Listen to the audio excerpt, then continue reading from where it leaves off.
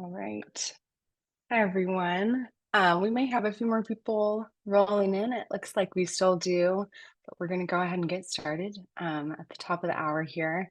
First, thank you so much for joining us today. It's really great to see how many folks are interested in learning more about this feature and using Fathom in these cool new ways. And the different examples that we'll step you through today hopefully will be super relevant to you all. So let us know if you have questions throughout the webinar. I already saw a good handful of questions about getting a recording. So I just want to call that out at the top here. You will be getting a recording of this session. So we would love for you to engage with us and ask questions throughout, but don't worry about writing every single thing down. If we don't get to your question today, if it's something that's really specific to your particular use case, or we don't have time to cover it today, we will follow up with you to make sure that your question is addressed. Let's see. And you'll also be getting a copy of the sample reports that we go through today. So yeah, if you need to drop off a little early, or if you are joining late today, you'll get a recording. If you want to just go back and rewatch this to really digest everything, you will have that. So to kick us off here, some introductions. My name is Rowan Eister. For those of you that I have not met over my years at Fathom, I'm the head of partnerships and marketing for our US team. And I'm delighted to be joined today by Kaylin Olison, who will be taking us through Fathom's the product showcase really today, this new feature and different ways that you can use Fathom with these particular funding examples.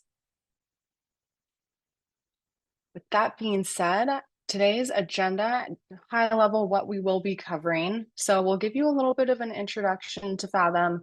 What is Fathom and what do we do? How do we fit in with the other tools you might be using? What is this new 5-year forecasting thing? Why did we build it? And why you might want to use it, or it could provide value to you and or your clients. And then I'll pass over to Kaylin, and as mentioned, she'll be taking us through the product. So she'll be showing us where this new feature lives, how to utilize it, and really painting the picture for us using some real examples of different business types.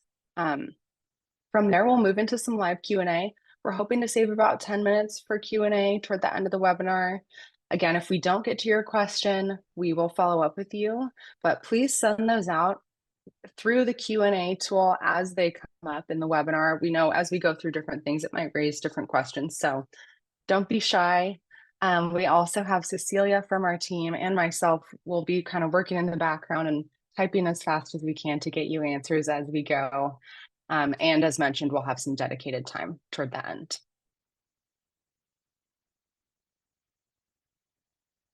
So to kick us off, what is Fathom?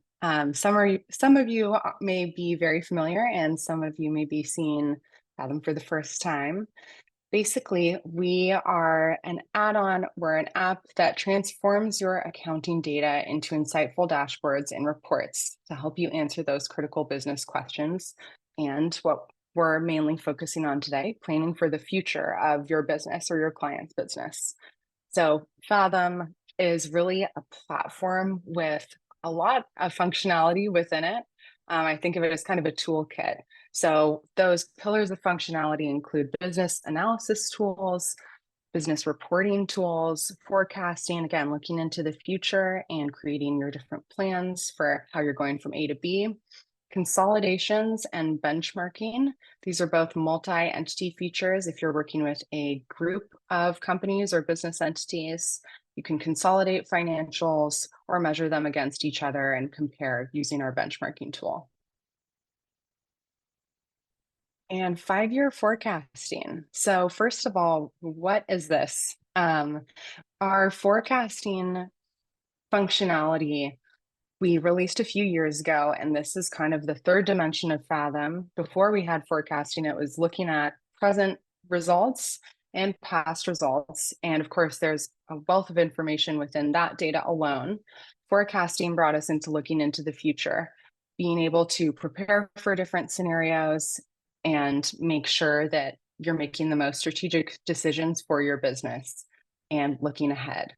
So when we first came out with forecasting, you could look ahead 3 years and build out a 3-year forecast in Fathom. Now we are moving into an expanded 5-year view. So basically, you're able to look longer term at the future of your business or your client's business.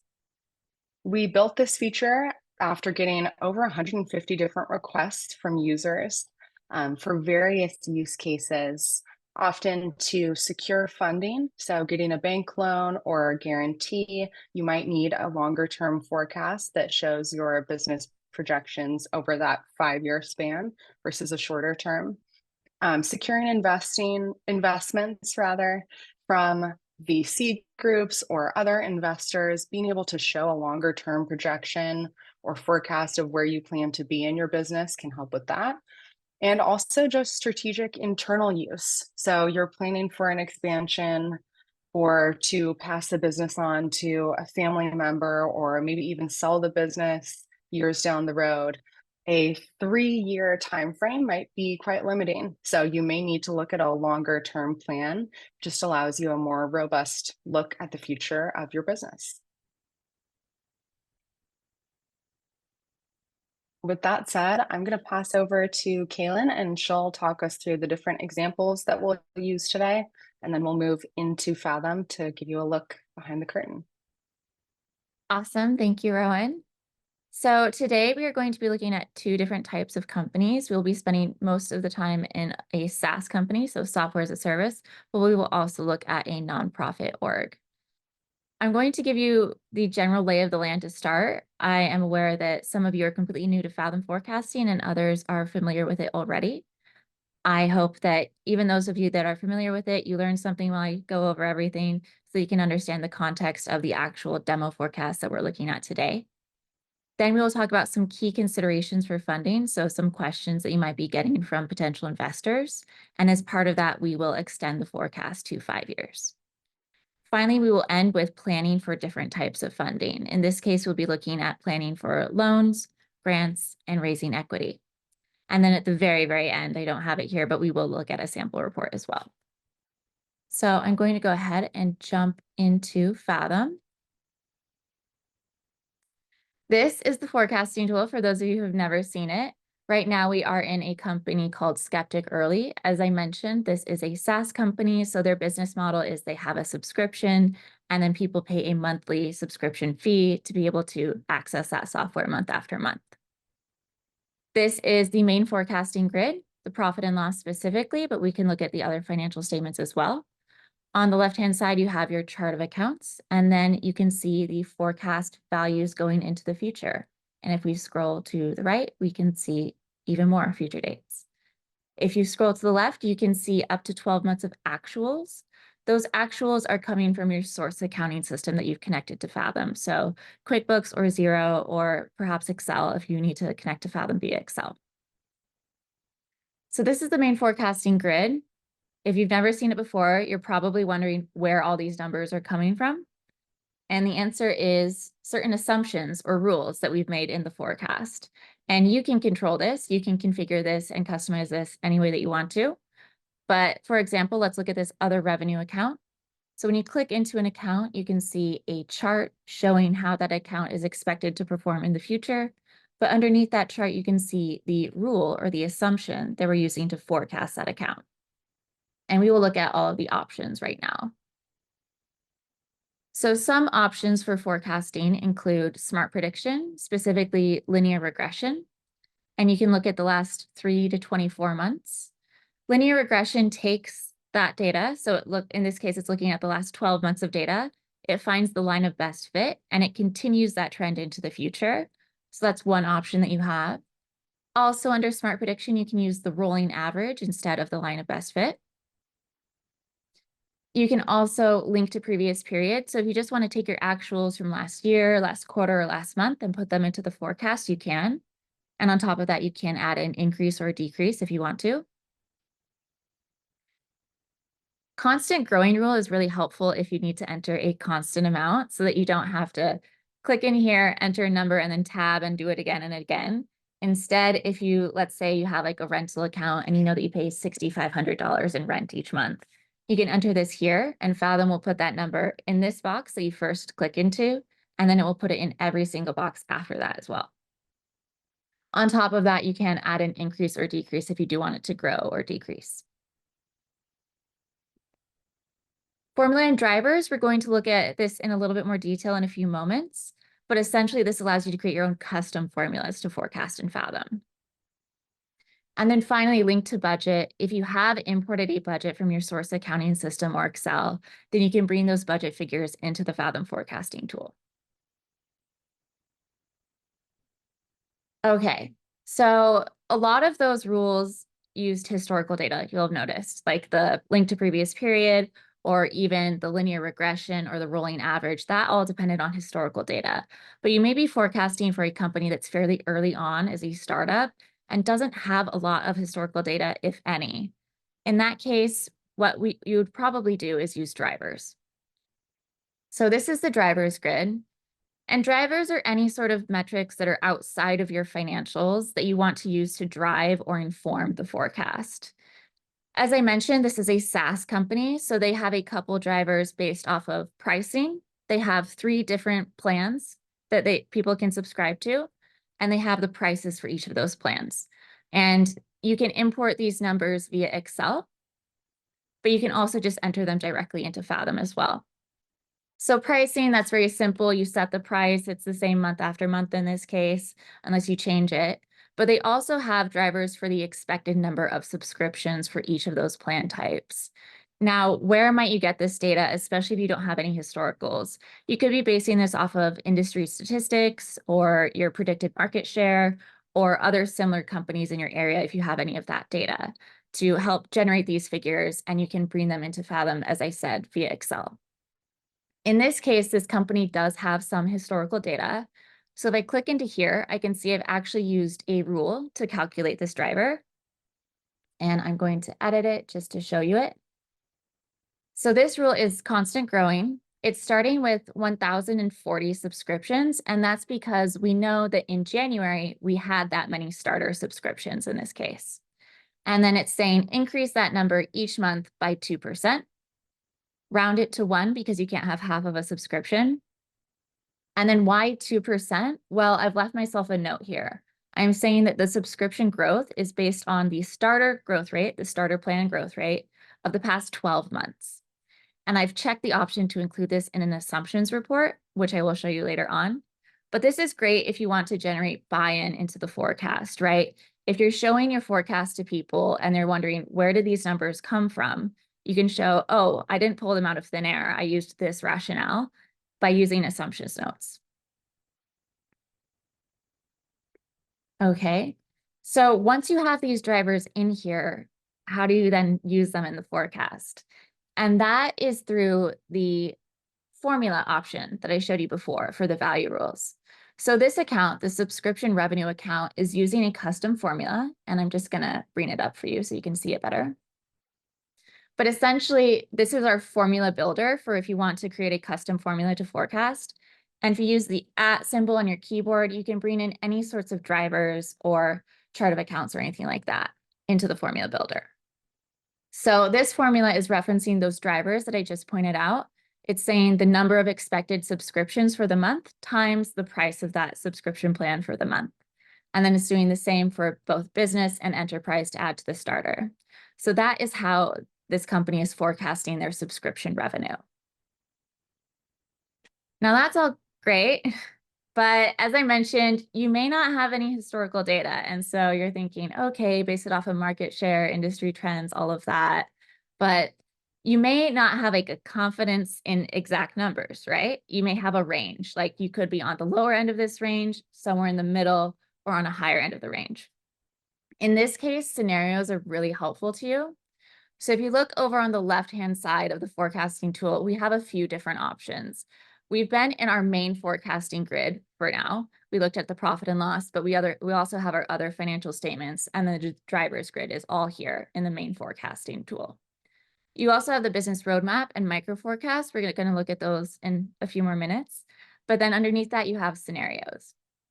Scenarios are great if you want to have essentially a different version of your forecast, right? So you can see that I have a scenario here for higher subscription growth rate. If I click this, these numbers then changed. I can see that I'm in my higher subscription growth rate scenario by looking up here. And if I look at the starter subscriptions driver, I can click into here and I can see that here it's growing by 4% each month. And I did this, I created this scenario and I changed the driver rule in the scenario. So now we're referencing this new option for the driver figures where it's growing by 4% instead of 2%. And if I go to the profit and loss, we're using that same formula value rule, but it's referencing the increased drivers, right? And so our revenue figures are higher. If I click out of here, if you keep looking at revenue, you'll see it go down. And now we're back to our main forecast. And as you probably saw, I also have a lower subscription growth rate version. And in this case, the drivers are growing at a lower rate. So in this case, it's 1%. So if you do have a range that you're presenting to potential investors and you're like, this is the middle of that range, probably your main forecast, but then you can also say, this is what it's like if we're at the lower end of that range. This is what it's like if we're at the higher end of that range. And you can go through all of the options. Okay. So that was the general lay of the land for what's going on in this forecast. But now we're going to talk about some key considerations of funding. And one of the main questions associated with funding is around when. When will we need the funding? When will we potentially run out of cash, right? So at the bottom of the main forecasting grid, you have your quick metrics bar. And this is where you can keep metrics that you really want to keep an eye on as you're forecasting. Because for instance, if I double click here, I can just do a quick direct entry. And before I hit enter, just keep your eye right here, but I'm going to hit enter. And you can see the numbers are changing, right? So any changes that you make in your forecast, your quick metrics are immediately updating. I'm going to go ahead and delete that. And here, because it's a startup, it's a cash conscious business, I have cash on hand at the top, but you can edit this bar to bring in additional metrics or to move around metrics in terms of the order of them. Now let's look at this bar, the quick metrics bar, and we will just go into the future to see, okay, when do we need funding? So we can see right here, it's starting to go red for October of 2025. And if we go even further, it eventually goes negative. Our cash on hand goes negative. Now, it turned red before it went negative because we set a certain threshold for this company. If I go back to editing this quick metrics bar, you can see that I have a $250,000 monthly threshold. So Fathom's just going to highlight any period in red that is below that threshold, just so that I'm aware of it and I can keep an eye on it. Because obviously when you're planning on funding, you don't want it just before you go negative, or especially not after you go negative. You'd prefer to have it earlier. And in this case, the business is thinking, okay, I'd prefer to get funding before we actually hit 250,000, right? So Fathom's letting us know that this is essentially when we will need funding. And a good tip that I have, if you're really cash conscious and you really want to audit your cash, especially this cash on hand figure, if you go to the balance sheet, then you can see I have all my balance sheet accounts. And if I click into one, you can do this for any balance sheet account.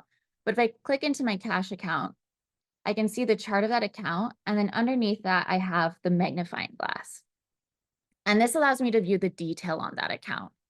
You can include this in a report, by the way, and we'll see that later on when we look at the sample report.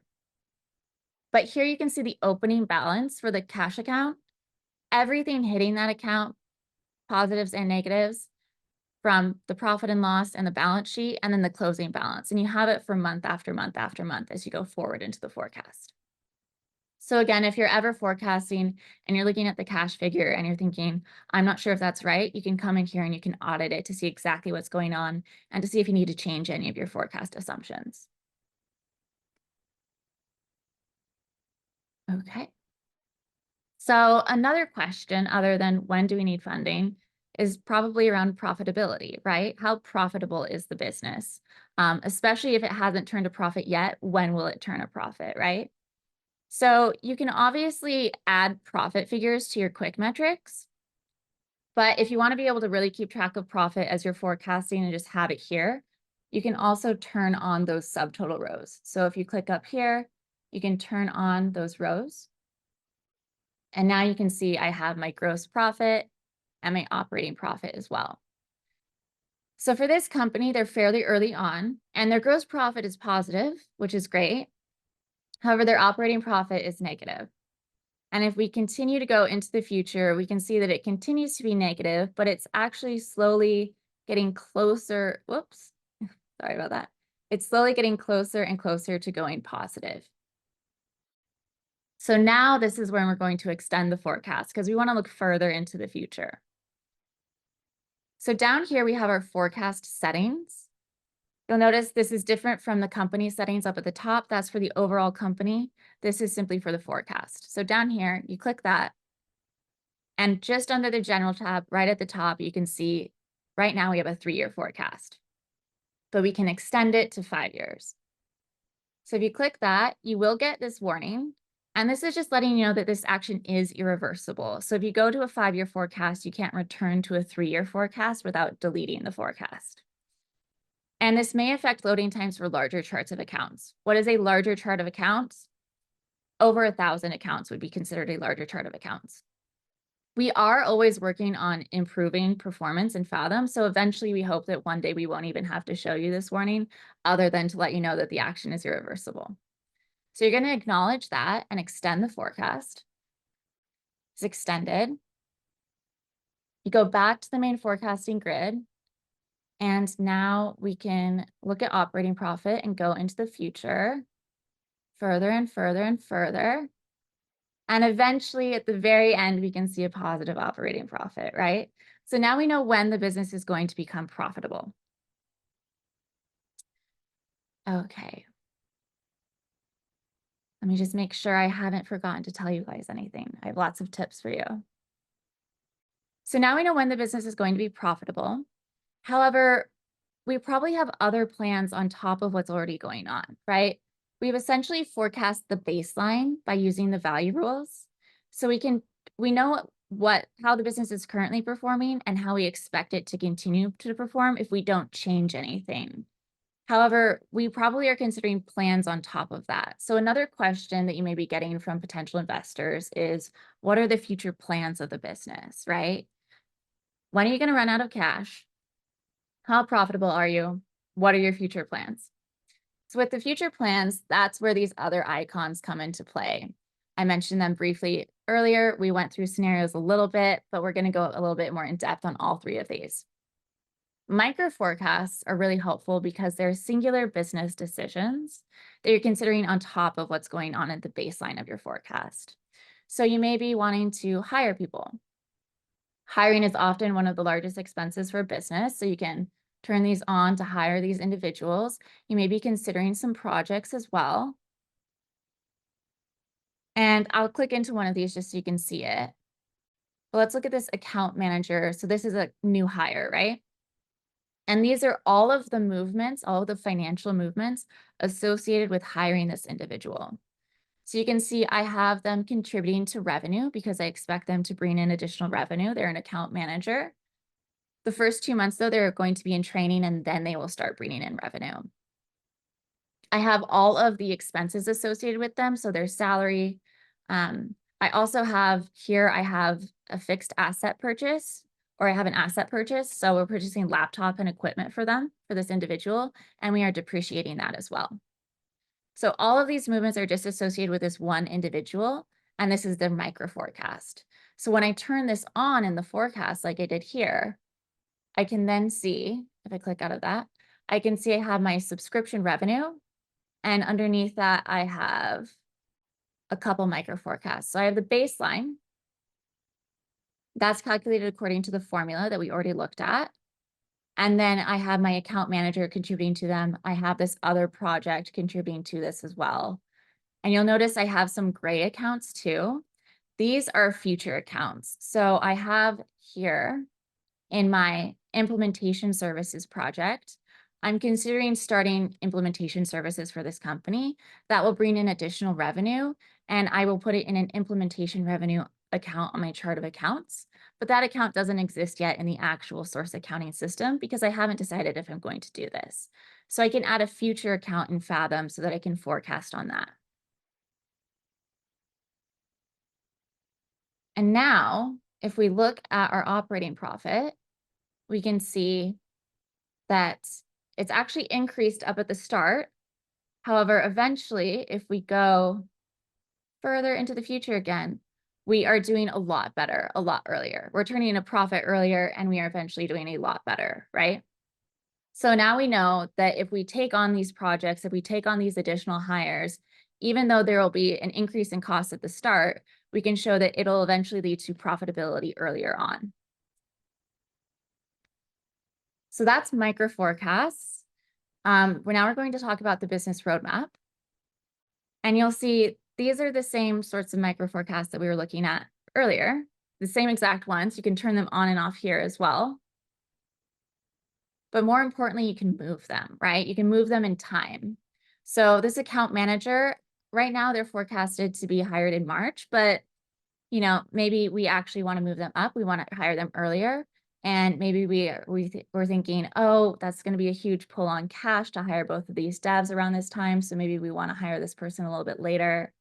Any changes you make here, any sorts of changes in timing, you can then see are reflected on the main forecast. So that account manager is getting hired earlier. If I go down to my salaries and wages, I can see in my engineering salaries that those people are getting hired later on. So the business roadmap is great for experimenting with the timing of events, right? Because you still have your quick metrics bar down here. You can still keep an eye on cash on hand and things like that. And I could even change to a chart view if I want to. And then as you make changes here, your quick metrics will update. So I can move this around, I can move this around, and you can experiment with timing that way.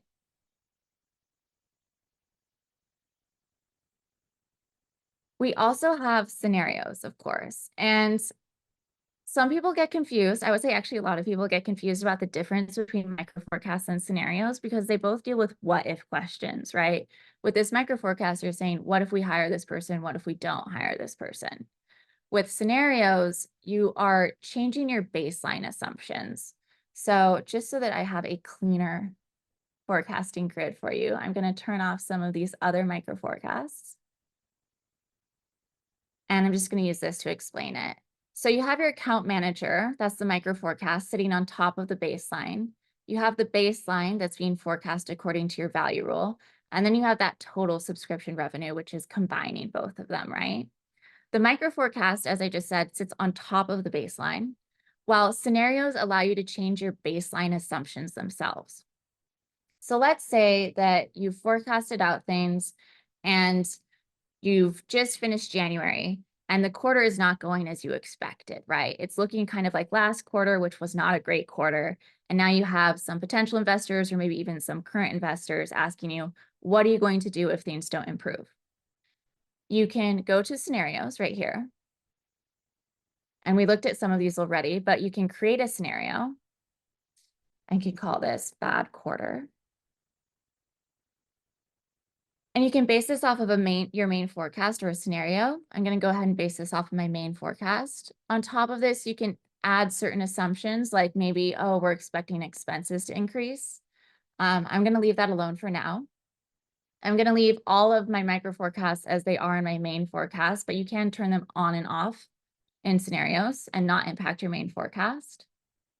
So I'm going to create this one.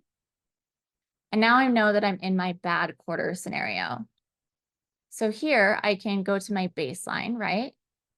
And I can change this rule. And now I'm going to use my prior period rule. So I'm just going to bring in the actuals from last quarter, not going to add an increase or decrease on top of that because the question is, what if this quarter happens again? So now my subscription revenue is being forecast according to last quarter. And you can see this in the chart. And now I can experiment with, okay, what are we going to do if last quarter happens again? Are we going to hold off on some of these people? Do I want to move them around on the business roadmap? Do I want to really push these people back? Or do I want to bring this account manager forward because I'm expecting them to bring in additional revenue? things like that. You can move things around in the scenario and it won't impact your main forecast at all. So if I click out of this scenario, once again, we'll go back to just having that one micro forecast on. And we can see that the formula value rule is still there. It's still intact. And just to show you again, you can bring back the bad quarter scenario if you want to, and you can see that that value rule is still intact. It's still working. So again, scenarios like to have different versions of your forecast and allow you to change the assumptions on the baseline itself, while micro forecasts sit on top of the baseline. So hopefully that helps you differentiate between the two. But we've explored a few different questions, right? When do we need funding? How profitable is the business? What are the future plans of the business? We've discovered that having all of these turned on is best for the business. So we're just going to go ahead and turn all of them on. Oh, I'm still in the bad quarter scenario. Whoops, no worries. We're going to go ahead and turn all of them on in the main forecast because we figured out that that's best for operating profit. And now we're ready to explore funding options, right? We've come up with our plan. And now we need actual funding because we know that we're eventually going to run out of cash, but we know that we can also have a plan that makes us profitable in a few years. And now we need additional funding for that. So we're going to look at incorporating different types of funding into your forecast. And this is where we're going to look at micro forecasts and we're going to create one now. You're probably wondering, how do you create a micro forecast? So the first type of funding that we're going to look at is loans. And I'm going to go down here and I'm going to create micro forecast. I'm going to call this new loan. I'm going to add it to my loans category. These are optional and you can create them yourself. And let's say maybe this loan is March. Create. We have a few wizards to help you get started for some common micro forecasts that people create. Oh, click the wrong one. Add a loan. There you go. So it's a new loan. I'm going to name it new loan. And type in the amount of the loan. The loan account doesn't exist yet on my chart of accounts, so I'm going to go ahead and create a future account like I mentioned earlier. And it's going to be increasing our cash account. Okay, so now it's going to create an interest rate driver. So this will show up on the drivers grid and we can look at that in a couple of minutes. But that's the interest rate for the loan. That's my interest expense account on the profit and loss. You have the option to do interest only. In this case, we're going to do interest and principal. Let's say 5 years, and we're paying that back out of our cash account. So now we have this loan and all of the movements associated with that loan. And if I go back to my main forecast, I can go to the balance sheet and I can see I have that future account here and I have that 750,000 coming in March. And I can also go to my cash account and I can see it there as well. So our micro forecast, our new loan is here and we can move it around on the business roadmap to experiment with timing. So I know that this is where we're running out of cash. Maybe I want to move it closer to that. See, like, when do I actually want to have this loan hit? Anything like that. Okay, that's moved the red that way, but now we have red this way, which is why it's great to experiment with timing. So that's how you use a micro forecast to forecast a loan, but you can also use scenarios in this instance. So I'm going to create a scenario called higher interest rate loan, because perhaps you're considering a few options for loans. I'm going to leave everything on as it is in the main forecast, create this scenario. You can see that I'm in that scenario. I'm going to go to the main forecasting tool, the drivers grid, where that interest rate driver was created, right? And so now I can go in here. I can do a new rule, constant, and I will put a higher interest rate in. And so now that same loan is using this new interest rate, and I can look at how that's impacting my cash account and all of that. So that's how you could also use scenarios to help you figure out loans and forecasting loans and certain funding that way. So we've spent a lot of time in this SaaS company. We're going to quickly go over to a nonprofit org so that we can look at grants and forecasting grants. This is a cat rescue and sanctuary. And you can see, just to give you just a general overview of the profit and loss, they have a few different income options. You can see that this is called income because we have our nonprofit terminology turned on for this company. And under here, we have a few different grants, right? So we have some larger grants, and then we just have this other grants where we already have some micro forecasts contributing. So we already have some grants that we're forecasting.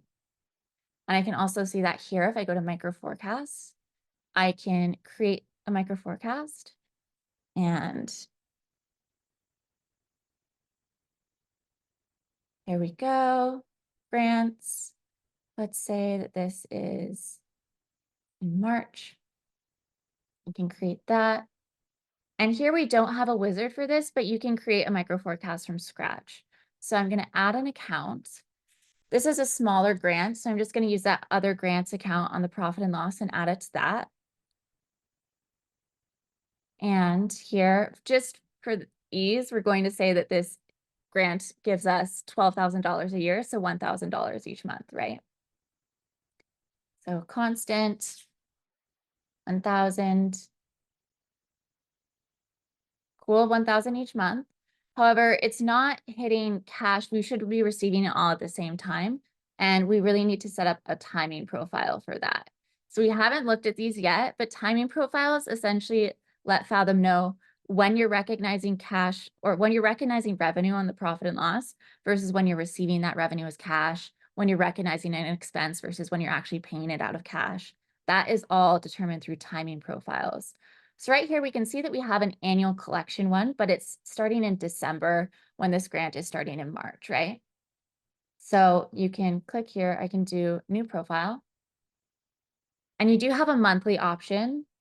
So you can add prior months if you receive money before you recognize the revenue. As long as this adds up to 100, you're good. So this could be your split. You can add additional months if you want to. You have bi-monthly, quarterly, biannually, but this will be an annual, right? Because we're expecting to receive all 12,000 upfront in cash. So starting March, first month, create profile. And now we can see that 12,000 is hitting cash, and then we're slowly earning it as well. So that's how you can forecast a grant in a micro forecast. In terms of scenarios, and the way that you might use scenarios here is perhaps you're not sure if you can actually expect all of these grants to come through, right? So you could have a scenario where you're saying no additional grants, right? Maybe they're in your main forecast, but they aren't in this scenario. So you're just going to turn all of them off. I'm going to create a scenario. And now I can look at, okay, what am I going to do if I don't have those additional grants coming in?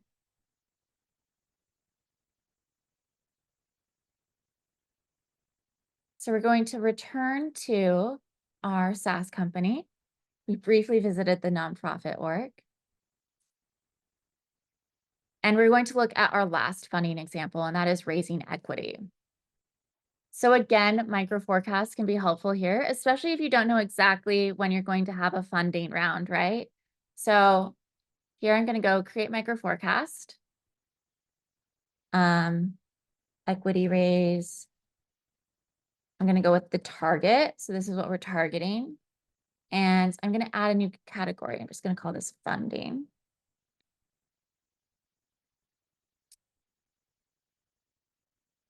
Actually, let's have this. Yeah, February is good. I can always move it around on the business roadmap. I'm not set in stone there. Again, I'm going to add an account, start from scratch. Now, there are probably legal fees, legal expenses associated with raising equity. So I'm going to bring that account in for my profit and loss, that expense account. And I'm just going to do a quick direct entry. So let's say 10,000 and then 15,000. And then I also, of course, actually expect to raise the equity. So I'm going to add another account. Now, this chart of accounts doesn't have like a preferred shares account. So I'm going to create a future account again. You can type in doesn't exist to get account doesn't exist, or you can just scroll all the way to the bottom to access it in case you forget. So I'm going to name the future account preferred shares. And this will be an other equity account. So just type that in, other equity. There we go. Okay, so I have that account here, but nothing's happening on it yet. So perhaps I expect the equity to hit here. I'm going to add a journal.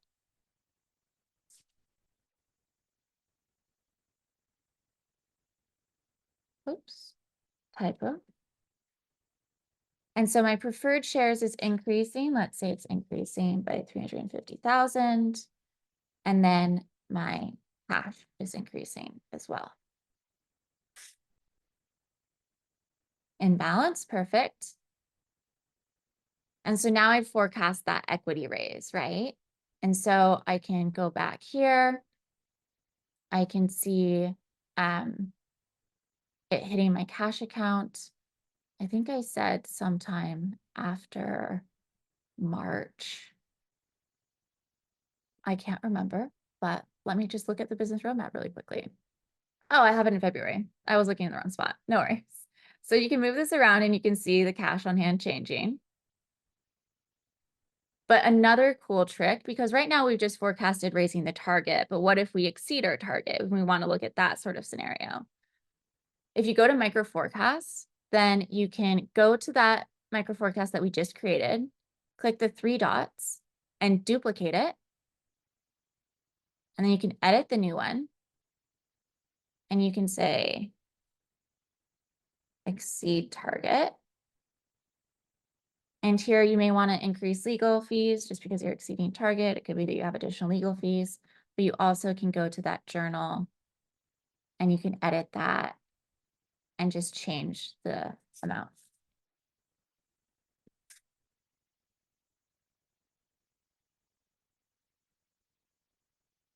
And so now we have both of those, but obviously we wouldn't have both of those on in the same scenario, in the same forecast, because one we're hitting target, one we're exceeding. So I can turn off that one and I can say, okay, I'm going to work with the exceed target one. I can create another scenario where we're just hitting the target.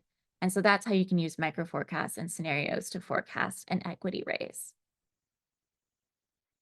We just explored a lot in the forecasting tool, I'm aware. I have a few more things just to mention on reporting specifically. So if you go to that forecast settings again, people often find a helpful report to be this value audit report. And this is a report that gives you all of the value rules, the timing profiles, the journals, all of that you've used in the forecast. This is an Excel report version of that. And so if I go to, 1 second, I can show you what it looks like, but essentially you would just click the download option and I can just switch over to that.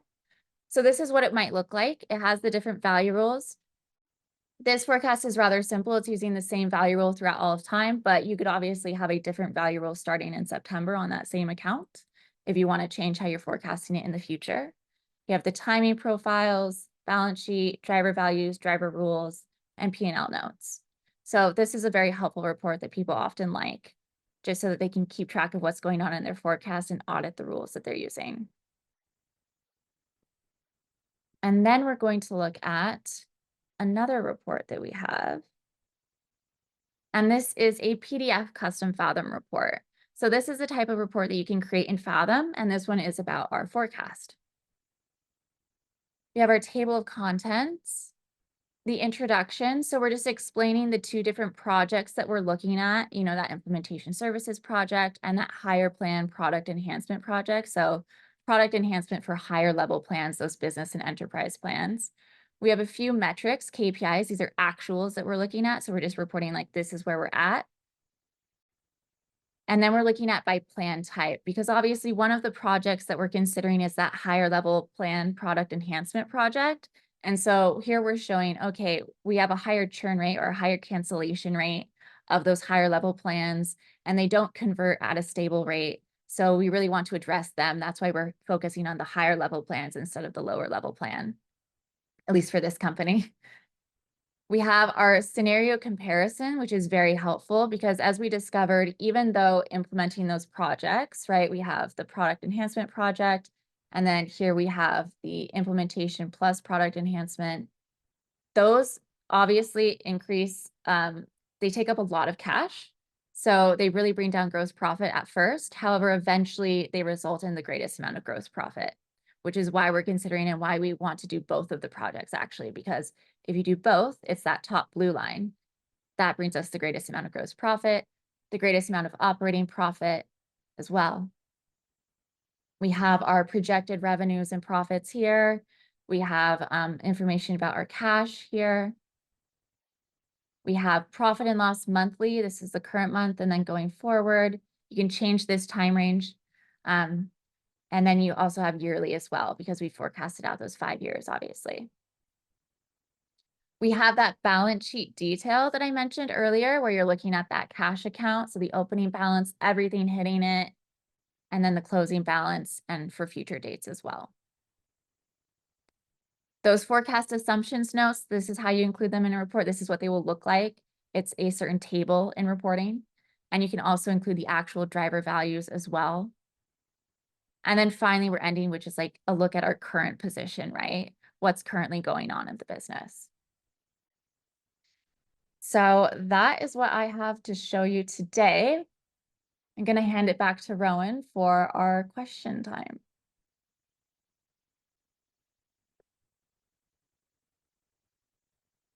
Right. Thank you so much, Kaylin. I think you addressed some questions that were coming up throughout, and we got a lot. So thank you, everyone who sent in a question, and keep them coming through. We will grab some of those that have been sent through. One big question that I sort of saw as a trend across various questions, so I'll try to sum it up into one, and hopefully it will be helpful for a few people. One is if you could just tell us, describe kind of the difference between scenarios and micro forecasts. Yeah, let's start there. Yeah, I thought this might be a question. So the main difference between scenarios and micro forecasts is that scenarios allow you to create an entirely new version of your forecast, right? Micro forecasts are just these individual events. Scenarios allow you to change your baseline assumptions, so you can change the value rule that you're using to forecast for an account, but they also allow you to change which micro forecasts are turned on and off in your scenario versus your main forecast and the timing of those micro forecasts. So just as an example, I'm going to create an example scenario. It's based off of a forecast, your main forecast or a scenario. So it's taking those rules from that one, but you can then change that on top of it. So you can add certain configurations as well. That's always an option if you just want to explore, like, okay, what if expenses increase 10% and then cost of goods sold increase 2%? Then you can add those just blanket assumptions on top of everything, but you can also just get more detailed, which I will show you later. You can turn on and off micro forecasts in your scenario, and it won't impact what's going on in your main forecast at all. All of the decisions I'm making on this screen right here, they're not impacting my main forecast at all. And so if you create the scenario, as I mentioned, you can change the value rules, and again, it won't impact your main forecast. One really cool thing about scenarios is I changed this rule earlier to show like past quarter, but you do actually get an extra value rule in scenarios, and that is the baseline adjustment rule. So you saw like you could increase like revenue overall by 5%, or you could increase expenses overall by 10%. But if you want to be more prescriptive and say, what if subscription revenue specifically increases by 5% compared to the main forecast, you can create that rule and have that assumption, that adjustment on top of the baseline. Additionally, drivers, you can change those values as well, and that will only affect your scenario. So yeah, micro forecasts exist in scenarios and the main forecast, and they sit on top of the baseline in both. But scenarios essentially allow you to create an entirely new version of your forecast. Hopefully that helps explain a few things. Wonderful. Thank you. Another trend that I'll try to sum up, but a few questions about the templated reports available in Fathom. So the reports that Kaylin walked us through toward the end today, we will be sending those out so that all of you can take a look at those, get some inspiration, also kind of see what is possible in Fathom, or at least a taste of what's possible in Fathom's reporting. But yeah, if Kaylin, you wouldn't mind showing us which template reports are available, and then a little sidebar to that, if you could show us that audit report once again, just to remind folks where that one is. Yeah, no worries. So we were mostly, if we were entirely actually in the forecasting tool for the company. However, you can always go over to reports, and under reports, you have templates. You have some predefined templates, including some forecast specific ones that you can use. And I do want to know, if you create a report from a template, you can still customize that report. It's not just set in stone. A template is kind of like to get you started, like this is what you could do. You could then customize it further. And more importantly, you can create your own custom templates, right? So if you've perfected a report and you want to share it again in the future, if you want to have this be your recurring monthly report, you can turn it into a custom template. Or if you have another company on the Fathom account, you can share that template with that other company so that they both use that report that you've worked so hard on. In terms of the forecast value audit, do you just want to know where to find it, Rowan? Is that right? Yeah, I think we got a couple questions on that one. Just showing again the pathway to pulling that Yeah. one up, I think would be helpful. So it is a little confusing because it's in the forecasting tool. It's not in reports. It's in forecast, and it's in the forecast settings down here, this little cog in the lower left corner. And you can see it's under downloads in the general downloads. You have the option to just download your profit and loss, your income statement, your balance sheet, and cash flow statement to Excel. But you can also download the value audit report as well. And when you download, you can choose which options are included in the download. They're each on a different tab in the Excel doc. And you can also choose the forecast range too. Awesome. Thank you. Okay, we've got a lot of varying questions. Trying to call out the ones that might be most applicable to the widest swath of you all. And thank you again, keep them coming through. If we don't get to your question today, we will follow up and make sure that you get an answer or the right resources so you can sort that out. Let's see. One that we got throughout was just on the seasonality of businesses and best ways to reflect that. You went through this a bit, but you could remind us of how that works in Fathom, how Fathom can take seasonality into account in your forecast. That would be great. Yeah, absolutely. And I'm just gonna turn all of these micro forecasts off so that I'm only looking at the baseline just to clean it up a little bit for you guys as I'm showing you. But you could reflect seasonality through the driver values themselves. As I said, you can import certain drivers. You can import drivers from Excel and you could reflect seasonality that way if you have a custom formula you want to use. But a really easy way to reflect seasonality would be to use certain value rules. So if I go here and I do new rule, smart prediction, again, finding the line of best fit. And if you're using the last 12 or 24 months, then you do have the option to include seasonal adjustments on top of that. Under that same smart prediction rule, you also have the rolling average. Again, if you're looking at the last 12 to 24 months of data, you have the option to include seasonal adjustments with that as well. So that's a really easy way to incorporate seasonality into your forecast. Beautiful. One question that we got that I thought might be a good one to call out is just what it looks like. I'm thinking visually, there are a few different ways you can do this, but to compare your different scenarios. So you've created your micro forecasts, you've built them into your scenarios. You wanted to compare outcomes of multiple scenarios. Could you just walk us through kind of high level what your options are for that? Yeah, so if you're in the forecasting tool, the option is to flip between them and keep track of things, but especially the quick metrics bar. That's why the most important metrics for the business should be on this bar, the ones that you're like really wanting to keep track of, because it's easy to just constantly look in the one spot. But in terms of reporting, I'm just going to go ahead and create a report from scratch. So you have a few different options in reporting in regards to forecasting, and it can be a little bit difficult to find. So under tables and financials, you can go to financials and click this. It's actually a menu, and you have a lot of different forecasting tables. And so if you have a this year forecast, for example, this table, let's just look at that. Then I can edit this and I can change it. Let's see.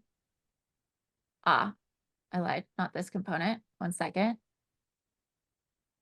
It would be under forecast drivers, for example.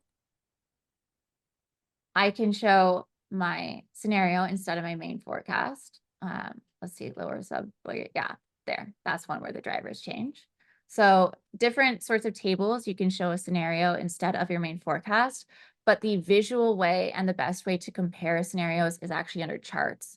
If you go to forecasting here, again, this is a menu. Then you have different scenario comparison charts. And so this is where you can edit this chart. Right now it's showing revenue, but I could choose a different metric. So I could instead choose, let's see, gross profit. And you can compare scenarios visually this way. So I'm looking at my main forecast, my lower subrate, and my higher subrate, but I could look at my main forecast, that implementation services project, and both of those projects together as well. Yeah, so that's a great way to Awesome. compare scenarios. Thank you. And related to that one thing that Kaylin just showed on that edit screen for this chart, Carson, you had a question about comparing budget and forecast to actuals. So this is one area where you can bring in budget and or forecast to show those in a visual component within your report. A couple questions on the cost of this, if there's an extra cost to forecasting, if this is a feature that's available in all accounts. Someone mentioned that they had access to the old forecasting. Just to clarify all of that, so this new expanded 5-year forecasting functionality is available within your Fathom account. If you have an active Fathom account now, it's there. Hopefully this gives you lots of great material to go try out now in your account. There is no extra cost associated with it. Our monthly subscription cost encapsulates all of our functionality. So it will be accessible and there's nothing that you need to do to add this on. It's there and it's ready for you to go play and try it out and give us some feedback. Yeah, and just to And add yeah, on to go ahead, that, Karen. just for clarity, it's not a new version of forecasting. You're just extending your forecast out a few additional years. Thank you. So Yes. just so you know what's going on, essentially, whatever value rule you have at the end of the 3-year forecast, we're going to take that and we're just going to extend it out. Same with the drivers. You can see all of my drivers have also been extended out the 5 years according to that rule. So it's taking your existing rules in your forecast and just applying them a bit further forward. So you don't have to recreate anything into the 2 additional years that you get or anything like that. Beautiful. Thank you for that clarification. And with that, we are hitting the hour. So I think we'll close there. Just another reminder that if we did not get to your question, we'll follow up. You will get a recording of the session. So we went through a lot today. Revisit that, go through it, and kind of digest anything that we went through that you want a little more information on or just need to go through one more time. Our help center is another great resource for you, support.fathomhq.com. You can reach out to our team as questions come up or if you run into any technical issues using the little chat bubble down at the bottom of Fathom. And thank you all so much for taking the time out of your busy day and joining us to learn more. We also, quick call out to Cecilia on our team for furiously typing to address your questions. We really appreciate you. Thank you all. Have a great day.